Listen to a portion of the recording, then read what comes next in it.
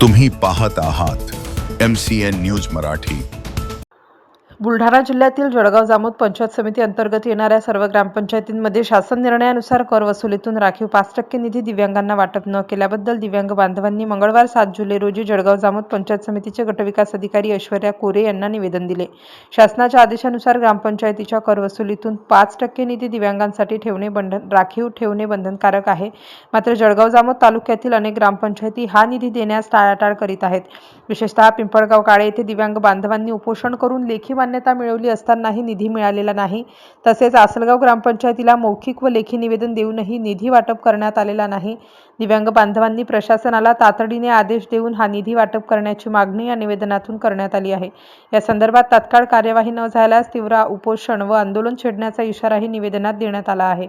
यावेळी जिल्हाध्यक्ष अंबादास निंबाळकर, चंदू शिंदे, संतोष चिकटे, सुभाष काकडे, रामदास राऊत, राजेंद्र बाजारे, सुधीर इंगळे, राजू बडेरे, श्रावण धुरडे, सचिन ढगे, तालुक्यातील दिव्यांग बांधव व मोठ्या संख्येने उपस्थित होते। MCN न्यूज मराठीकरिता ज्ञानदेव राजनकर, जळगाव। पूर्ण जेवढ्या ग्रामपंचायती आहेत तेवढ्या ग्रामपंचायती 5% दिव्यांग निधी वाटपात टाळाटाळ करीत असल्यामुळे आमचा हा लढा 4 ते 5 महिन्यापासून चालू आहे। फक्त केवळ प्रशासनाचा गोळबंगाल करून प्रशासनाचा आधार घेऊन किंवा प्रशासक असल्यामुळे वाटप करता येत नाही, परंतु शासनाचा GRच आहे की बाबा 5% निधी हा अनिवार्य केलेला आहे व तो आमचा वितरित करण्यात यावा, जेणेकरून सर्व दिव्यांग बांधवाचं पोटाची खिडकी, जर निर्वाह काही दवाखान्याचं काम असते त्या हिशोबाने आमचा हक्काचा 5% निधी हा वाटप करण्यात यावा, एवढंच आम्ही निवेदनाद्वारे गट विकास अधिकारी जळगाव जामोद यांना निवेदन दिले व याच्या पहिले आसलगावला असेच निवेदन देऊन पिंपळगाव काळेला आमरण उपोषण केले होते।